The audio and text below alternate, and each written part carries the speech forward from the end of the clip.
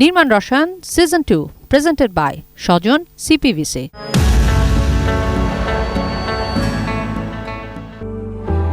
নির্মাণ মানে শুধু ইট পাথরের দেয়াল বা কংক্রিটের খাঁচা নয়। একটি নিখুঁত প্রকল্প তখনই তৈরি হয় যখন এর সঙ্গে জড়িয়ে থাকে প্রকৃতি ও পরিবেশের প্রতি গুরুত্ব, মানুষের জীবনযাত্রা, আধুনিক প্রযুক্তি আর অর্থনীতির সঠিক হিসাব নিকাশ। সবকিছুর সুন্দর সমন্বয় ঘটিয়ে যখন দূরদর্শী পরিকল্পনা করা হয়, তখনই একটি অনন্য স্থাপনা সত্যিকার অর্থে সবার জন্য উপযোগী ও অর্থবহ হয়ে ওঠে। গত 3 বছর ধরে নির্মাণ রসায়ন অনুষ্ঠান এই ধারণাটি সবার মাঝে ছড়িয়ে দিতে কাজ করছে। বিভিন্ন অর্থবহ প্রকল্পের নেপথ্যে দেশের নামিদামি স্থপতি, পরিকল্পনাবিদ, পরিবেশবিদ এবং প্রকৌশলীদের দূরদর্শী চিন্তাভাবনাগুলো এই অনুষ্ঠানে তুলে ধরা হয়েছে। সিজন 1-এর 150টিরও বেশি পর্বে আমরা স্থাপত্য ও নির্মাণের খুঁটিনাটি, জটিল সব কারিগরি বিষয় এবং পরিবেশের নানা দিক নিয়ে কথা বলেছি একেবারে সহজ ভাষায়। আর এর মাধ্যমে শুধু সচেতনতা ও সতর্কতাই বাড়েনি, আমাদের দর্শকদের মাঝে ঘরবাড়ি ও নির্মাণ সম্পর্কে সম্পূর্ণ নতুন দৃষ্টিভঙ্গি তৈরি হয়েছে। এরই ধারাবাহিকতায় আমরা নতুনভাবে শুরু করছি নির্মাণ রসায়ন অনুষ্ঠানের সিজন 2। নিবেদন করছে স্বজন ইউপিভিসি। আমরা আজ এসেছি বাংলাদেশের স্থাপত্য পেশাজীবীদের সংগঠন বাংলাদেশ স্থপতি ইনস্টিটিউটের প্রাঙ্গণে, এবং আমরা অত্যন্ত আনন্দিত আমাদের সঙ্গে আজ অতিথি হিসেবে রয়েছেন স্থপতি ইনস্টিটিউটের সম্মানিত সভাপতি, স্থপতি অধ্যাপক doctor Abu Sayeed M Ahmed sir. Sir, স্বাগত আপনাকে। ধন্যবাদ তৌসিফ তোমাকে। স্যার, আমরা যেহেতু ইনস্টিটিউট প্রাঙ্গণে বসেছি, প্রথমেই স্থপতি ইনস্টিটিউটের কার্যক্রম সম্পর্কে আপনার কাছে জানতে চাই। স্থপতি ইনস্টিটিউট মানে স্থপতিদের একটা প্রতিষ্ঠান। এই প্রতিষ্ঠান অ্যাকচুয়ালি অন্য কোনো পুনর্মিলনী করার অনুষ্ঠান নয়। অ্যাকচুয়ালি এটা একটা প্রফেশনাল বডি যে 1972-তে তৈরি হয়। তো আমরা চর্চা করে যাচ্ছি যেটা স্থাপত্য পেশা, শিক্ষা এবং স্থাপত্য শিল্পের উন্নয়ন সাধনে। স্থাপত্য শিক্ষা তো আছে একাডেমিক ইনস্টিটিউটগুলো, সেগুলোকে আমরা যেন গুণগত মান বজায় রাখার জন্য আমরা নিজস্বভাবে উদ্যোগেই অ্যাক্রেডিটেশন সিস্টেম চালু করেছি। আমাদের স্বীকৃত বিশ্ববিদ্যালয় ওরাই আমাদের মেম্বার হবে। আমাদের মেম্বার যারা হবে সরকারি আইনে এরাই স্থপতি নামটা ব্যবহার করতে পারবেন। মেম্বার হওয়ার পরেই শুধু শেষ নয়, ইটস এ কন্টিনিউইং একটা প্রফেশনাল ডেভেলপমেন্ট দরকার। আমরা নানা সেমিনার ওদেরকে ট্রেনিং দিচ্ছি। ওরা তো আর একাডেমিতে ব্যাক করতে পারবে না, আমরাই ওদেরকে আপগ্রেড করছি, আপব্রিঙ্গিং করছি প্রত্যেকটা প্রফেশনালকে। আমাদের সাবজেক্টটা যেমন শুধু বিল্ডিং ডিজাইন শেখায় না, তা মানুষের জন্য করে, সমাজের জন্য করে। আমরা শহর নিয়ে কাজ করি, সমাজের নিয়ে কাজ করি। তখন আমরা কি করি আসলে, এই যে শহর নিয়ে স্থপতি ইনস্টিটিউটের কী কাজ, আমরা সরকারের সাথে, যেটা রাজুক বলেন, গৃহায়ণ মন্ত্রণালয় বলেন, এলজিআরডির সাথে সম্পৃক্ত হয়ে আমরা কাজ করি কীভাবে একটা সুন্দর শহর করা যায়। শুনলে অবাক হবেন, এই শহরের আইন যেটা ইমারত উন্নয়নের বিধিমালা, নর্মালি নিয়ম হলো সরকার করে দেয়। আমরা প্রফেশনাল ইনস্টিটিউট থেকে উদ্যোগ নিয়ে 2008-এ, প্রথম 2006-এ আমরাই কিন্তু একটা বিধিমালা তৈরি করি। সরকারকে দেওয়ার পরে সরকার ওইটা গ্রহণ করে। একটা সুন্দর পরিবেশ, সুন্দর শহর তৈরি করা। আগে যেটা ছিল আসলে একটা just 4 feet by 4 feet setback দিয়ে বিল্ডিং হয়ে যেত, 6 তলা বিল্ডিং গায়ে লাগানো, একটার পর একটা। ধানমন্ডিতে ডিওএইচএস বাড়িধারায় দেখি বা যেই জায়গায়, তার থেকে বের হয়ে আমরা একটা নতুন ধরনের শহর যেন তৈরি করা যায়। 2008-টার মেইন গোলটা ছিল অনেকক্ষণ জায়গা ছেড়ে যেন বৃষ্টির পানি মাটির নিচে যেতে পারে। তা কংক্রিটের সারফেস হতে মাটির নিচে যাবে না, শহর জলাবদ্ধতায় ভরে যাবে। তার থেকে বের হয়ে এসে প্রতিটা বাসায় যেন কিছু অন্তত সবুজ গাছ লাগানো যায়।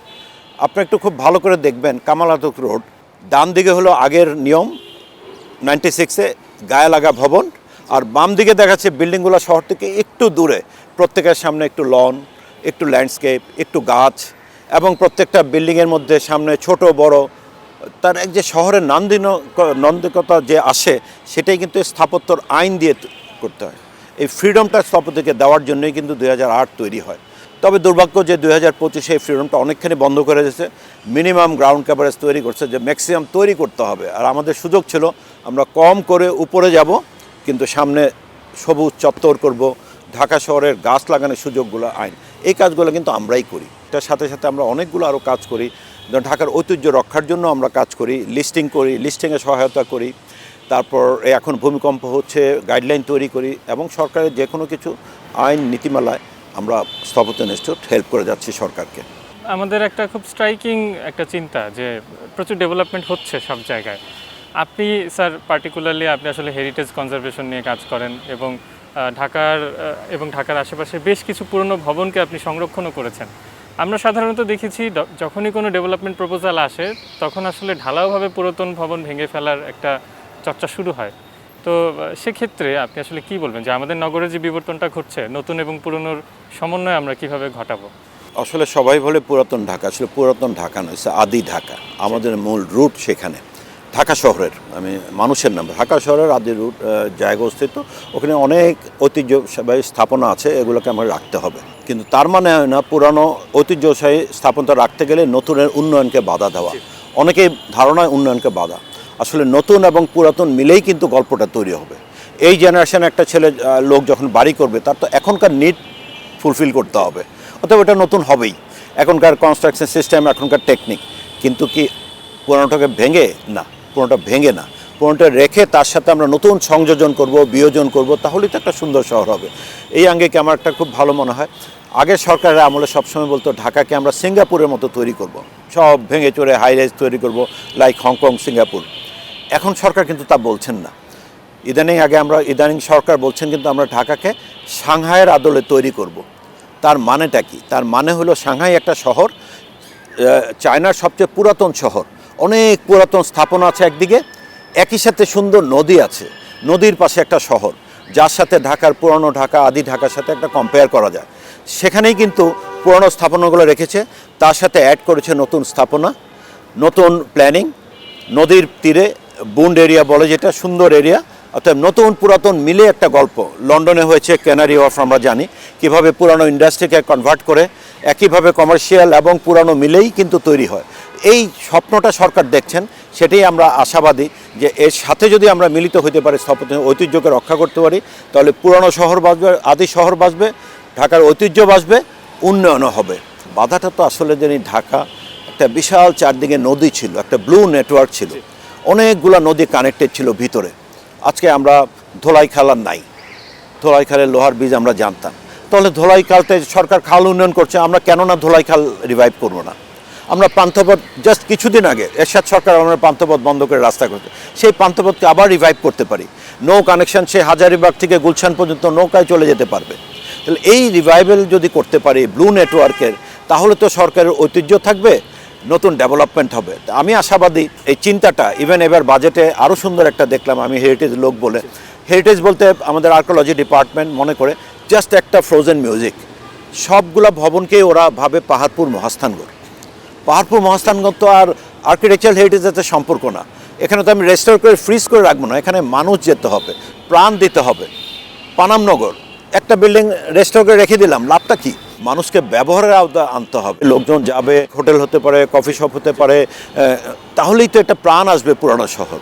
ঢাকার উন্নয়নের ক্ষেত্রে আমরা উন্নয়ন মানেই হয়তো ভাবি যে উঁচু উঁচু ভবন তৈরি হবে, এবং সেই সব ভবন তৈরির ক্ষেত্রে আবার ভূমিকম্প আমাদেরকে কিছুটা ভয় পাইয়ে দেয়। কারণ আমরা দেখছি স্যার, যখনই কোনো নির্মাণ হচ্ছে, এর সঙ্গে মুনাফার যে লোভ, সেটাকে আসলে আমরা সরিয়ে রাখতে পারছি না। তো সেই ধরনের প্রেক্ষাপটে যে সকল নির্মাণ কাজ আমাদের চারপাশে হতে দেখি, সেগুলো ভূমিকম্পের সঙ্গে কতটা আসলে সহনশীল হবে বা খাপ খাইয়ে নেবে? ভূমিকম্প তো is an disaster, natural disaster. আমরা কতটুক পর্যন্ত সহনীয় হবে আমরা জানি না। আজকে ভূমিকম্পের 4, 5, 6, 7 রিস্টার স্টাইল পর্যন্ত জাপান ডিজাইন করে, তারপরটা কিন্তু ওরাও করতে পারে না। তার মানে ডিজাইন করে মানে এটা একটা টেকনিক্যালি সলভ করা সম্ভব, কিন্তু মাটির নিচে কী হচ্ছে ওটা তো আমরা সলভ করতে পারবো না। আমরা এটার প্রিভেনশন নিতে পারবো। প্রিভেনশন দুই পথে, একটা বিল্ডিংয়ে আমরা কি প্রিভেন্টিভ মেজার নিব। এই জায়গায় আমার একটা গল্প মনে হয়, কিছুদিন আগে ঢাকায় ভূমিকম্প হলো। ঢাকার one of the senior most structural engineer, উনি ঘুমিয়েছিলেন, ওনার ছেলে এসে রাত 4টার সময় ভূমিকম্প হলো, বাবা উঠো ভূমিকম্প হচ্ছে। কি বললে? আর্থকুয়েক হচ্ছে, ভূমিকম্প, তুই যে ঘুমা, কিচ্ছু হবে না। কেন? এই বিল্ডিংটা আমি ডিজাইন করেছি, এই বিল্ডিং ভাঙবে না এই ভূমিকম্পে। একজন স্ট্রাকচারাল ইঞ্জিনিয়ারের কনফিডেন্স কতটুকু, যেহেতু উনি ডিজাইনের সময় ধরেছেন 7 রিস্টার স্কেল করা, তো ওনার ধারণা এটা বাংলাদেশে 7 এখন হয় নাই, এই বিল্ডিং ভাঙবে না নিশ্চিন্ত। তার মানে প্রফেশনালদের বিল্ডিং আসতে হবে। আপনি একটু যাত্রাবাড়ির ফ্লাইওভারের উপরে দাঁড়ান না, কোনো বিল্ডিং কোনো স্থপতির করা নয়, কোনো বিল্ডিং কোনো স্ট্রাকচারাল ইঞ্জিনিয়ার করা নয়। তার মানে প্রফেশনালদের দ্বারা যদি বিল্ডিং ডিজাইন করা হয়, তাহলে এটা 100 তলা হোক আর 500 তলাই হোক, বিল্ডিং থাকবে। 100 তলা বিল্ডিংয়ের কনসিডারেশন ঘুরবে, ওটা তো ওরা করতে পারে। সলিউশন তালাটা বড় কথা না। এখন অনেকেই বলে আমরা 100 তলা বিল্ডিং করতে পারবো না, 50 তলা করতে পারবো না। এটা তো স্ট্রাকচারাল সলিউশন, এক্সপেন্সিভ হবে। এক্সপেন্সিভ কতটুকু সহনীয় অর্থ, এটা তো আমরা চিন্তা করতে হবে। আমাদের দেশ হলো ছোট্ট একটা দেশ, যেখানে 20 কোটি দেশের লোক, এখানে যদি 4 তলা বিল্ডিং পুরো দেশ কেকের মতো কেটে কেটে কেটে কেটে 5 কাঠা প্লট করে, এই দেশে তো আসলে আর কংক্রিট থাকবে, কোনো মানুষ বাস করতে পারবে না। সেখানে উঁচু বিল্ডিং তো হতেই হবে, অনেক মানুষকে অ্যাকোমোডেট করতে হলে বিল্ডিং উঁচু হওয়া মানেই কিন্তু চারদিকে ছেড়ে আসতে হবে, গায়ে গায়ে উঁচু বিল্ডিং করা যায় না। সাংহাইতে প্রচুর উঁচু বিল্ডিং, ওদেরকে জায়গার অভাব হচ্ছে না, যত উঁচু বিল্ডিং করছে তত বেশি গাছ হচ্ছে। এটা কিন্তু ডাইরেক্টলি প্রপোর্শনাল, উঁচু করা মানেই কিন্তু বেশি গাছ। এটা কিন্তু অনেকদের ভুল ধারণা, উঁচু বিল্ডিং করলে শহর নষ্ট না। উঁচু মানেই কিন্তু একটা বড় জায়গায় উঁচু করতে হলে অনেক সেটব্যাক দিতে হয়, তাহলে এই সেটব্যাকের মধ্যে পানি শোষণ হবে, গাছ হবে, উঁচু হলে অনেক লোক অ্যাকোমোডেট করতে পারবে। তার মানে উঁচু বিল্ডিং নিয়ে অনেক মানুষের অনেক পেশাজীবীদের অ্যালার্জি ভুল বুঝে আসলে। অতএব দুইটা একটা ব্যালেন্স দরকার। সামান্য আর্থকোয়েকে আমি বলবো যে পুরান ঢাকার অর্ধেক বিল্ডিং ভেঙে দেবে। প্রফেশনাল দিয়ে যে বিল্ডিং নাই এই ভূমিকম্পেতে বাঁচবে না। সিঙ্গাপুর আমরা ব্যাংককের ঘটনা দেখলাম, ছাদের সুইমিং পুলের পানি পড়ে গেল কিন্তু বিল্ডিংয়ের কিছু হলো না, সেই বিল্ডিংয়ে হলো যেটাতে প্রবলেম। টার্কি ইভেন কাঠমান্ডুতে আমাকে ইনভাইট করেছিল হেরিটেজ বিল্ডিংয়ে, যেই কয়েকটা বিল্ডিং রেস্টোর হয়েছে একটা বিল্ডিংও ভাবে নেই, যেগুলো রেস্টোর হয় নাই বা ভুল রেস্টোর হয়েছে সবগুলো ভেঙে গেছে। তার মানে প্রফেশনালরা ইনভলভ হলেই কিন্তু থাকবে, কারণ ওদের কাজই তো এটা।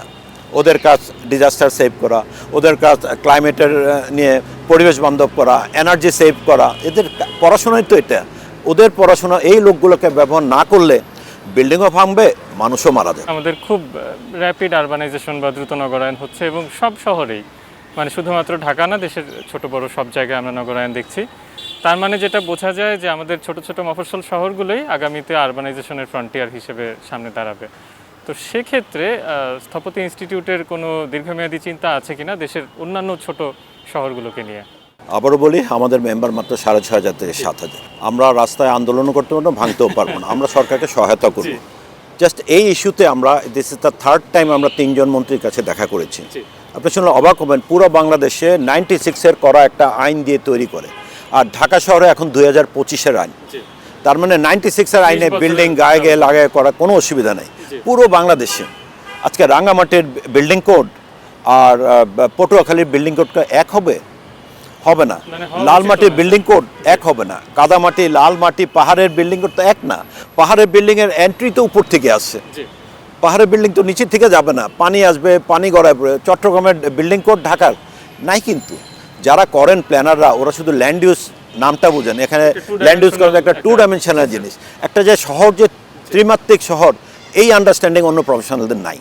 আমরা একমাত্র এডুকেশনে আমরা ত্রিমাত্রিক বুঝি, কোথাও উঁচু, কোথাও নিচু, কোথাও একতলা হবে, কোথাও পানি হবে, এটা তো একটা সম্মিলিত হবে। আমরা ঢালাওভাবে বলতে পারবো না এই জিনিসটা। অর্থাৎ এখনই সময় ঢাকাকে নিয়ে না, পুরো বাংলাদেশকে নিয়ে পরিকল্পনা করতে হবে। পরিকল্পনা মানে আমরা বলতে আমি 1983-তে পাস করি।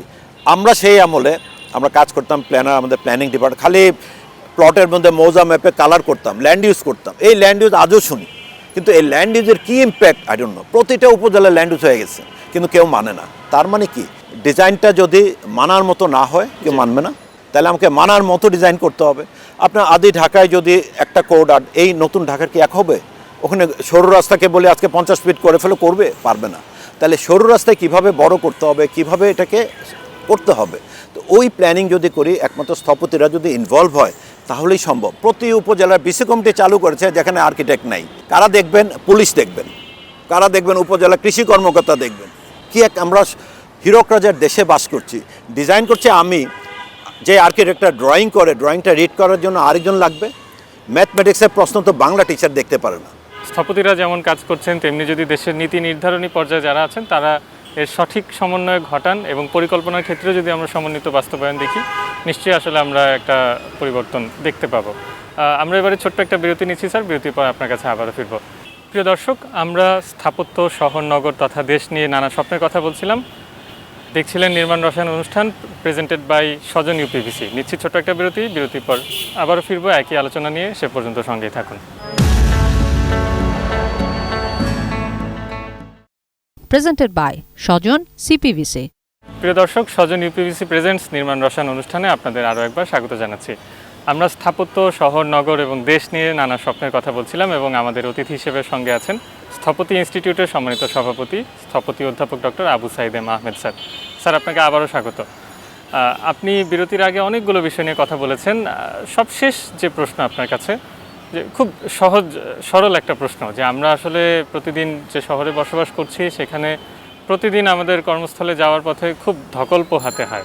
আমরা অনেক সকালবেলা বাসা থেকে বের হই, যে গণপরিবহনগুলো আছে সেখানে ঝুলে ঝুলে কর্মস্থলে পৌঁছাই। সব মিলিয়ে আমাদের মানসিক স্বাস্থ্যের অবস্থাও আসলে খুব একটা ভালো থাকে না। তো এক্ষেত্রে কোনো সমাধান আপনার কাছে আছে কিনা? আসলে একমাত্র সমাধান হলো গণপরিবহন। অনেক গণপরিবহন করতে হবে, ডিফারেন্ট টাইপের গণপরিবহন। তাহলেই কিন্তু এখন উত্তরার কোনো মানুষ বা মিরপুরে কোনো মানুষ কিন্তু আর গাড়িতে চড়ে না। মেট্রো স্টেশনের পাশে কিন্তু বাড়ি ভাড়া বেড়ে যাচ্ছে। তার মানে কি, মানুষ খুব একটা মেট্রোতে ওঠার সাথে সাথে, আমি ব্যক্তিগতভাবে ফার্ম থেকে মতিঝিলে এখন আর গাড়ি নেই না। আগে সবসময় দেখা যেত একটা মিটিংয়ে আধা ঘন্টা পরে 10 মিনিট আগে যে ওয়েট করতো। এখন জাস্ট ঘড়ি ধরে সময় ধরে আমি নিজের সময়টাকে ম্যানেজ করতে পারি জাস্ট মেট্রোর কারণে। একইভাবে মেট্রো তো একটা সলিউশন, মেবি এক্সপেন্সিভ সলিউশন, আমরা মনোরেল কথা সরকার বলছে, কিন্তু টোটাল একটা কমিউনিকেশন যে নেটওয়ার্কটা তৈরি করতে হবে।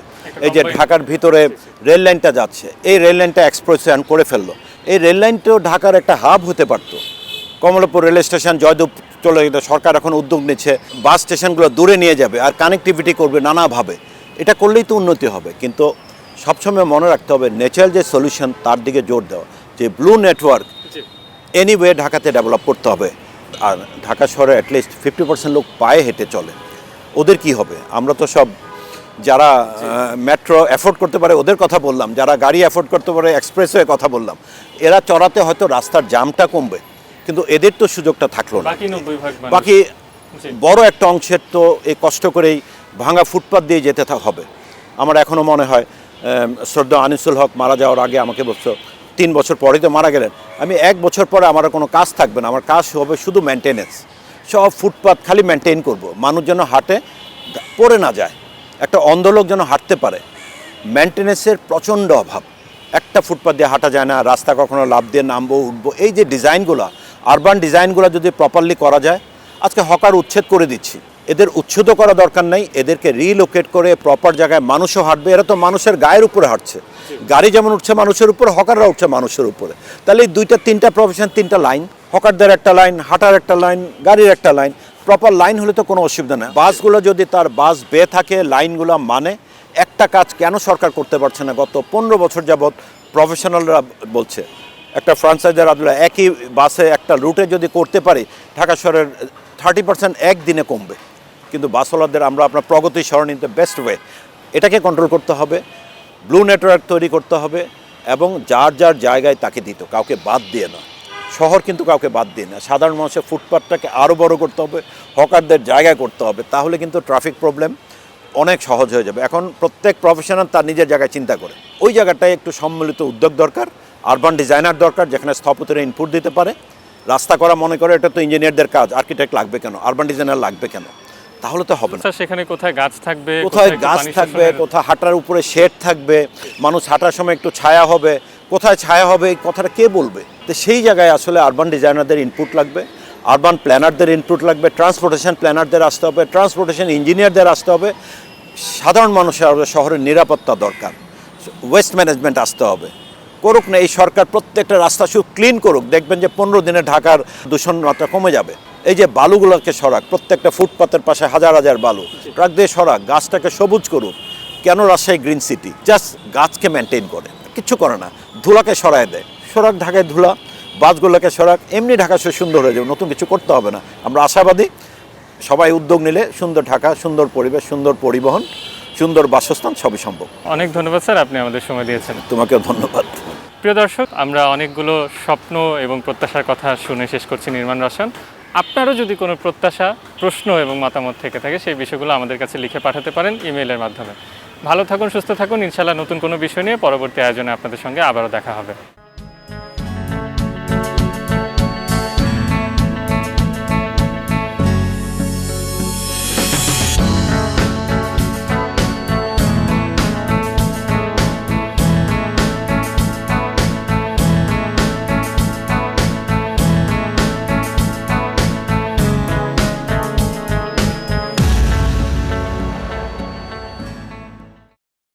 Presented by Shajan CPVC.